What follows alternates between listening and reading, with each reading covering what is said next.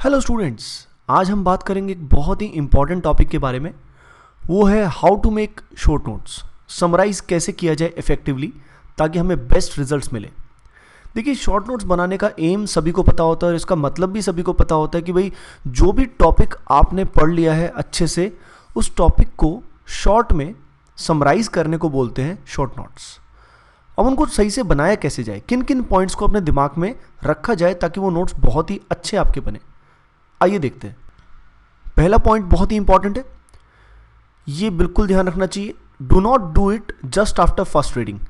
आपने पहली बार किसी टॉपिक को पढ़ा है, आपको वो थोड़ा सा समझ में आया है, आपको हो सकता है आपको लगे कि आपको बहुत अच्छे से समझ में आ गया है, पर फर्स्ट रीडिंग में कभी भी आप शॉर्ट नोट्स ना बनाएं, क्योंकि टॉपिक की आपकी जो अंडरस्टैंडिंग होती है वो अंडरस्टैंडिंग बहुत ही बेसिक लेवल पे डेवलप होती है, इन डेप्थ अंडरस्टैंडिंग नहीं होती।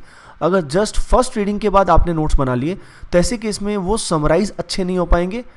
द नोट्स विल बी बल्की, यानी बेसिकली आप लगभग जो नोट्स में लिखा होगा उसको हल्का सा ही समराइज कर पाएंगे, तो कंसाइजनेस बिल्कुल नहीं आएगी। तो उसको फर्स्ट रीडिंग में कभी ना बनाइए। उसको आप तभी बनाइए जब आपको टॉपिक बहुत अच्छे से आ चुका है, आपको फील आ गई कि यार टॉपिक मेरे को बहुत अच्छे से आ चुका है। अब आप उसको बनाएंगे तो बहुत ही इफेक्टिव होंगे, बहुत ही बेटर होंगे।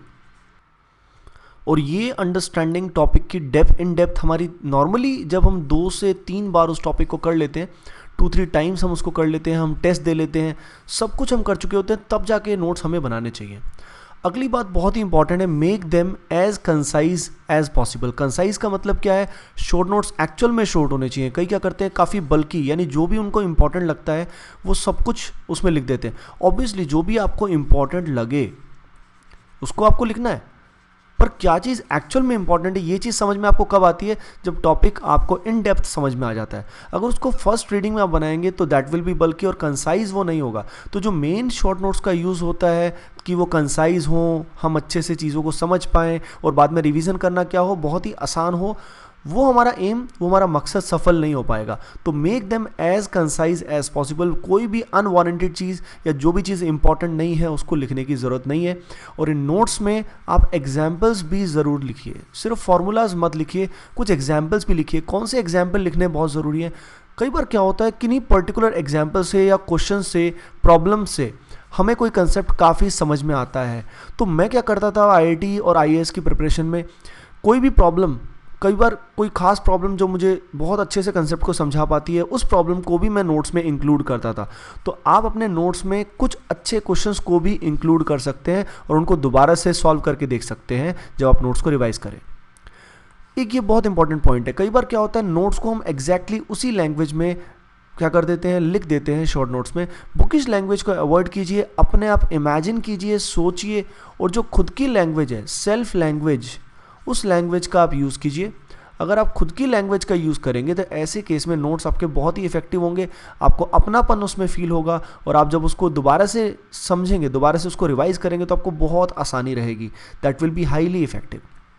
अगला पॉइंट बहुत इंपॉर्टेंट है, शॉर्ट नोट्स तभी इफेक्टिव है जब आप रिवीजन बाद में, वंस जैसे आपने 2-3 टॉपिक्स के शॉर्ट नोट्स बना लिए, तो बाद में रिवीजन करने के लिए आप शॉर्ट नोट्स का ही यूज़ करें, ना कि फुल नोट्स का। फुल नोट्स को आप रेफरेंस के लिए यूज़ कर सकते हैं, पर आप ऑलवेज यूज़ शॉर्ट नोट्स, तभी उनका इफेक्टिवनेस बढ़ता जाए। तो स्टूडेंट्स, आपने जाना कि नोट्स अच्छे से बनाने के लिए सबसे पहली रीडिंग में कभी मत बनाइए, नहीं तो बहुत बल्कि बनेंगे, कंसाइजनेस नहीं आएगी। ये तभी बनाइए जब आपकी टॉपिक की अंडरस्टैंडिंग इन डेप्थ आ जाए। कंसाइज काफ़ी बनाइए, जो भी आलतू फालतू है उसको आप बिल्कुल ना लिखिए, जो काम की चीज़ें उन्हीं को लिखिए, और उसमें एग्जाम्पल्स को, प्रॉब्लम्स को भी इंक्लूड कीजिए। बुकिश लैंग्वेज ना यूज़ कीजिए, अपने आप की लैंग्वेज, खुद की लैंग्वेज का यूज़ करेंगे तो बहुत ही इफेक्टिव रहेगा, और लगातार शॉर्ट नोट से आप रिवाइज करते रहिए। Okay guys, thanks for watching, please share and subscribe.